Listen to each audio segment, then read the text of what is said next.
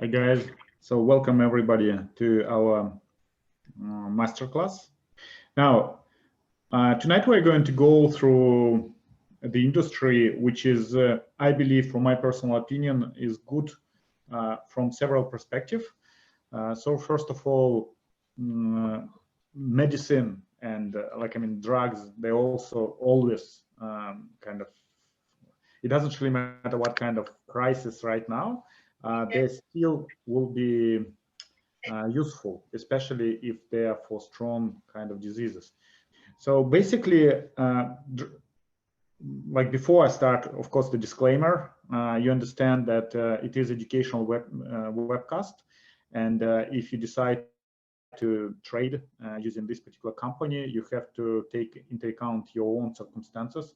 You have to understand what you're doing. You have to have a plan A, you have to have a plan B. Okay, you know when to enter, when to exit, and you have to understand the company. You have to do your own due diligence. Okay, so guys, put pluses that you understand it in the chat, and we'll continue. Okay, so how we usually do the masterclass, especially for those who are new. First of all, we are going to go through the current market situation. We're going to look at what's happening in general on the market. Secondly, we're going to look at the industry, drug industry itself, so to see pros and cons of this particular industry. And then already we're going to specifically analyze one particular company, because personally I believe that this company is undervalued right now, has a lot of potential, and we'll probably have a discussion. You might have different opinion, and then we're going to look at trading kind of actions which we can take, right? If you decide to trade it, so those actions can be taken, at least from our point of view. All right, and at the end, I have a couple news about our academy, about our further meetings, and etc. All right, so let's start from indexes. First of all, indexes are making their highest highs, and you probably already know that from the last master class, we broke through the highest point, which was prior to fall, prior to Corona quarantine. Okay, this is, you can see this huge fall, and after that we recovered completely and moved even higher. Okay, and as you can see, for the last few days, if we zoom it closer, we can see that Dow Jones, it's kind of found its top, and especially if you look at this trend, which uptrend, we at this resistance level, so we just at the top level of this particular trend, and we are bouncing from it. We kind of even not approaching to that. It tells us about the weakness of general buyers market, so more sellers come into the market, and we can see that slowly for the last week Dow Jones declined, and that's what was happening. And this is the candle which we can see right now with you. Now, what's happening in the future? So at the moment there are a lot of news coming up, like good positive news, especially about the coronavirus, that vaccination started, I think today or yesterday, and Pfizer kind of first vaccination are going to be launched in nursing homes in the United States, and after that it's going to be expanded to general public. So it is a good news, but we are not sure how the market is going to react on that. Okay, so we'll see. Now, if the market collapses, so quite easily it can go and return back to the same trend, which is kind of yellow. Okay, and fundamentally it can go even much lower. All right, we're going to look at the fundamental parameters of the trend just in a second, but be aware. The reason why I'm showing you like indexes, because Dow Jones Industrial Average includes 30 biggest companies by its capitalization. All right, and if we see that index is falling, it means that majority of those companies' prices, they also fall. Okay, that's why they kind of drag in the index, and usually all indexes, they work together. So if we see the fall happens with Dow Jones, probably we can expect that the similar thing happens with the Standard & Poor's and Nasdaq, okay, which we're going to look in a second. And if you found some companies, for example, today we're analyzing the company and we identify this good company, fantastic, with a lot of potential fundamentally, right? So we look at the business, we know that the business might grow and they have a lot of products to sell, profitability grow. And so it seems like everything's fantastic and great, but remember that stock market is very emotional place. And very often people place their trades and make their decisions based on some kind of recommendations. They based on the news. They don't analyze companies themselves. And as a result, in the short term, like a short term, it's up to 6 months. Very often the company might be affected by the general what's happening on the market. Okay, general emotions. And if we can see something like that, if, for example, the market start to fall, we will see that even good companies start to fall. And if you are planning just to enter the market and you're thinking about it, so, and you are not ready to trade quickly, put stop losses and or implement some kind of option strategies, maybe it makes sense just to wait until the market pulls down. And when the market goes down, it kind of drags everything with it together. Okay, when it drags everything together, you might find a much better opportunity to enter the same company, which is already probably priced pretty good right now, but then you would buy even at a better price. So that's how we're trying to kind of buy and make money on good, solid, undervalued companies. But at the same time, we're trying to understand psychology of the market and what's happening generally. Okay. Now, this is about Dow Jones.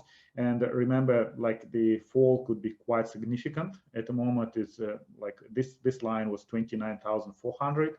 And just a second, at the moment it's 29,800. And I wouldn't be surprised if it goes somewhere to close to 26,000 or maybe even 25,000, which represents about what 15% drop. Okay, that something can easily trigger it. Fundamentally, the index can drop even more. We're going to look at it in a second. Now, let's have a look at another index, which called Standard & Poor. Standard & Poor index, for those who are new, includes 500 companies, and they're different sizes. Some of them smaller, some of them bigger, some of them kind of average size.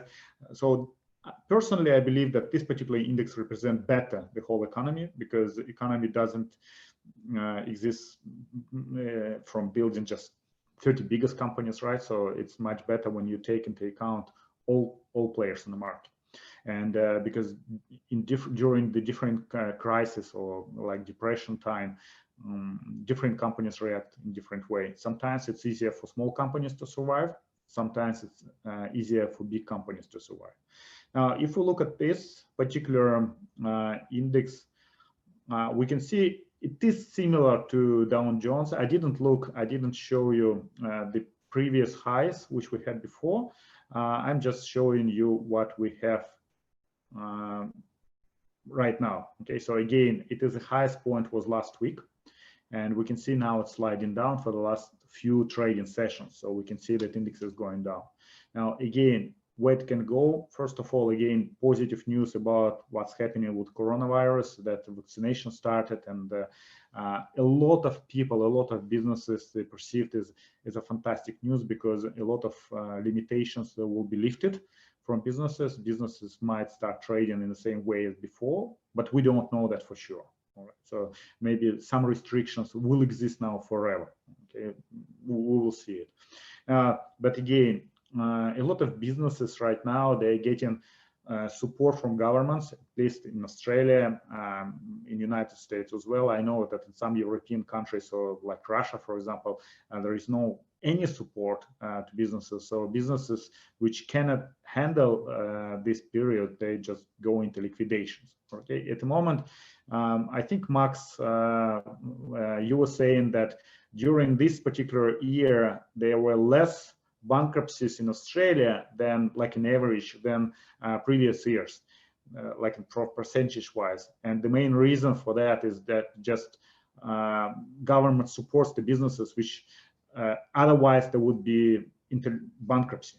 Okay, so at the moment we have a lot of support from government to businesses, to people, and of course they are not failing. Now, what happens after that? When businesses get back into the norm, in the normal routine, are they going to manage, or they're going to go into trouble because, like, still they got quite a lot of debt, some problems, issues, probably the low level of sales, and etc. So we're going to see quite interesting 2021, I believe. So that's why when you're choosing the companies which you're going to invest money you have to think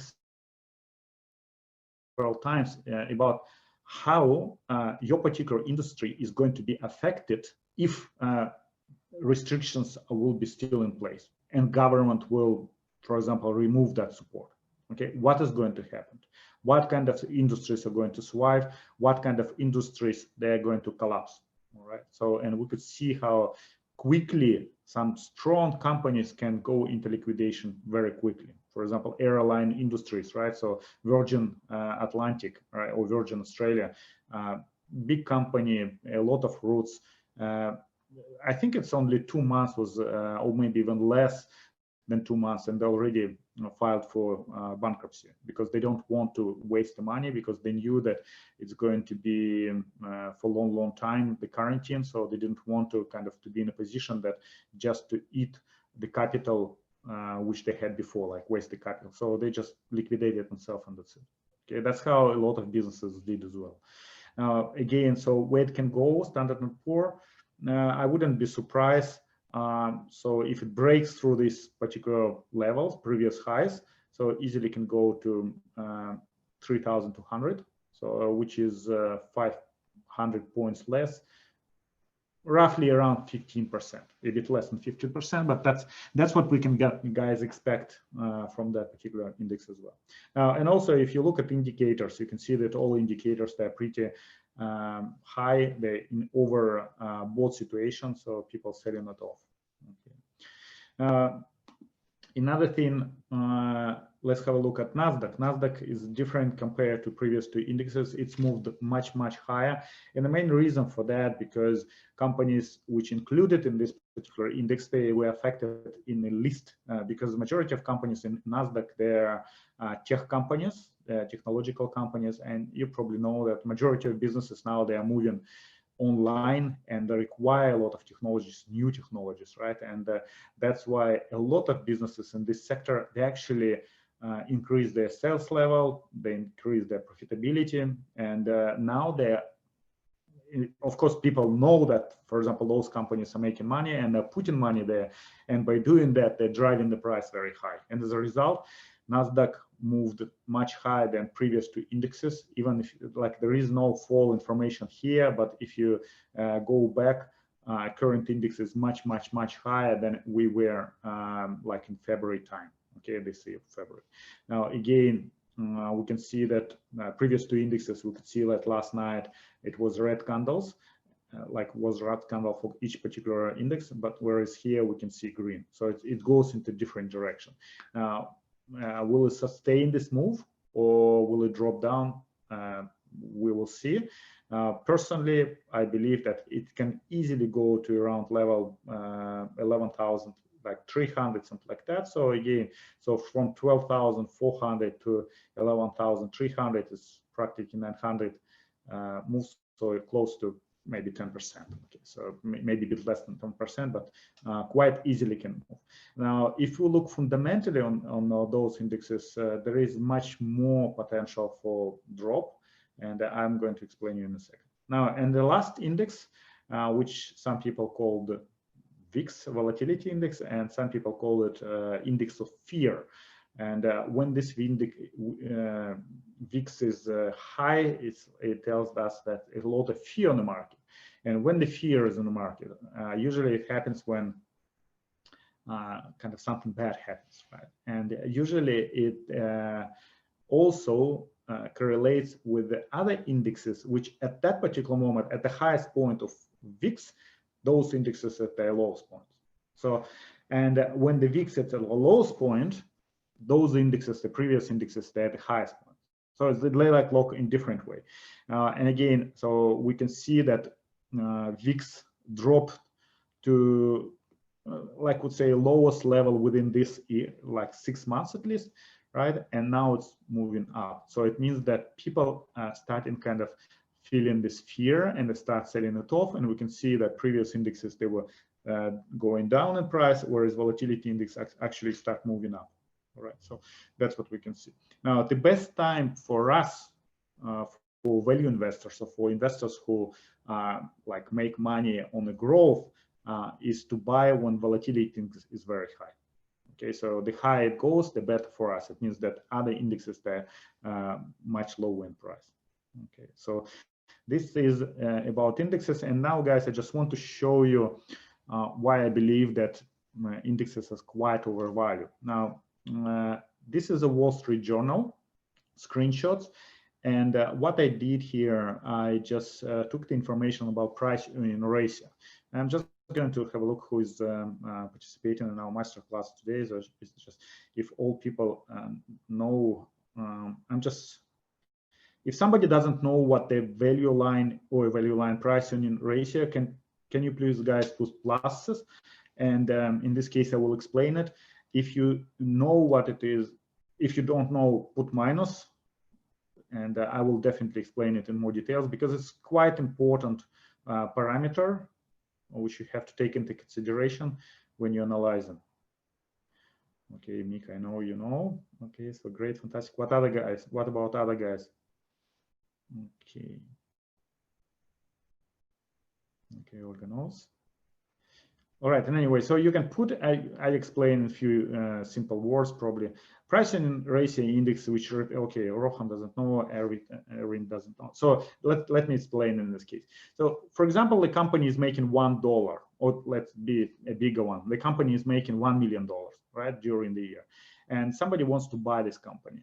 And they come to the owner and they ask him, how much you're going to charge me to buy whole your business, for example. It is some kind of retail shop. And the owner tells $10 million. So it means that he's going to sell his business 10 times more than its earnings. Okay, so they're making $1 million a year net profit after all taxes, after all expenses, and he's asking $10 million. Now the question is, how many years, if you buy that particular business, how many years you have to withdraw the cash, completely the whole profit, in order to cover your investments? Okay, like 10 million divided by 1 million, it would be 10 years. So 10 years, that's exactly price earning ratio. Okay, it's price to earnings ratio. Now, if that person comes to you and say, selling the business for $20 million, so it means that now you have to buy that business for $20 million, and it will take you 20 years before you can recover that investment. So each business has different price earning ratio, and the main reason for that is future perception of the business. Because if you're coming to the shop and they're saying, yes, I'm selling it for $20 million, and now we're making $1 million, but I promise you that this particular business is going to make, let's say, $5 million within next year. And you think, okay, if next year is going to make $5 million, so it means that for me, it would take only 4 years after that to recover my investment of 20 million. So forward price earning ratio is 4. Now, it's maybe for some people it's confusing, but generally what you need to understand that for growing, fast-growing companies, high price earning ratio is kind of a norm. But for companies which are not growing, maybe have stable income or even decline, and the price earning ratio usually is dropping down. Okay, now the question is right now for the market, what's happening with businesses? A lot of businesses that suffer, and we already discussed that a lot of businesses, they survive just because of the government support. If you take away government support, much more businesses will be closed down, and a lot of people will stay without their income at all, and will be failing on, let's say, things like loans, their mortgages, and there would be huge problem with an economy, right? And of course, that's the main reason why government is supporting that. But remember, guys, if government printing this money, it's like they are borrowing this money, from federal banks, and eventually we have to pay it from our taxes. Okay, so we have to cover whatever they borrowed, because that's money comes from our pocket. So it's like a circle. Okay, you have to understand. Now look what happens with Dow Jones. Dow Jones right now, price earning ratio at 29. So it means that for $1 profit for particular this index, you have to pay $29. So assuming if you could buy that index, actually you cannot buy the index, but if you could buy the index and you would be taking all the profit from this index, it will build 29 years later when you just can get your money back. Now, I believe you understand it's not very good deal. But the interesting thing, if you go year ago, like 1 year ago, so it was only 20. So last year, when we didn't have those problems, when businesses were making more money, when everything was fantastic and growing, right? So people paid only 20 times for the same set of companies. The question is why? Why people paid when everything was stable 20 times and now it's 29 times? Personally, I believe it's some kind of mind games right now. A lot of positive news happening like for the last 6 months. And after this huge fall, and government trying to stimulate, they're afraid to scare the people, scare the investors that start withdrawing money from the stock market. And I believe personally that a lot of kind of this type of move and escalation happens because of that. Okay, so the index, it's much more overvalued right now than it was last year. So it means that some companies may be making same amount of money, but now you have to pay for them to buy those companies much more. Okay. Now, if you do the same thing about Nasdaq last year was only 26 times of price earning ratio. So you, for $1 of profit, you pay $26. Now you have to pay $38. Can you imagine, guys? It's like 50% more. 50% more. It's just unbelievable, right? And if you go for Standard & Poor's, it's even more. Okay, so it's P ratio, and that was the date on Friday, December 11th. So it's like only last week. I took this information from Wall Street Journal. Now, when I see numbers like that, to be honest, I'm really scared to buy anything. I want to just stand out and just watch the market, or maybe start shorting it, okay, when it starts falling. But you kind of don't really know when the government stop like manipulating it, in the sense that putting all this good news and pushing this bubble even higher and higher. Okay, this is how, guys, it works. By the way, I also have the slide here, which I had in July. Okay, and look at this. In July, it was 22 P ratio, right? So Dow Jones was 22, now it's 29. Nasdaq was, just a second, I can see it here. Nasdaq was 33, and now is 38. And Standard & Poor's was 29, and now it's 41. So even from July until now, majority of companies, even if they increase the, would say, the profit, the growth in profit and making money, but the price of those companies, they moved much more. So if they increase, for example, profitability for 1%, the price moved 10% more. Okay, so it's not the same type of move. So you have to be really, really careful. And I remember in the beginning of this year, when I was looking at the market, I was so greedy, I didn't know what to buy, because there was so many opportunities and you kind of wanted to put money everywhere. At the moment, it was very difficult to find this company in order to present in front of you. And I had to research through a lot of industries. I have to research through a lot of companies in my watch list, which I'm monitoring, but majority of them are pretty high. Fantastic company, great company, but overpriced. Okay, and only this specific company I found pretty interesting, because it has certain issues recently, and the price collapsed quite a lot. Okay, but still, the opinion is controversial here.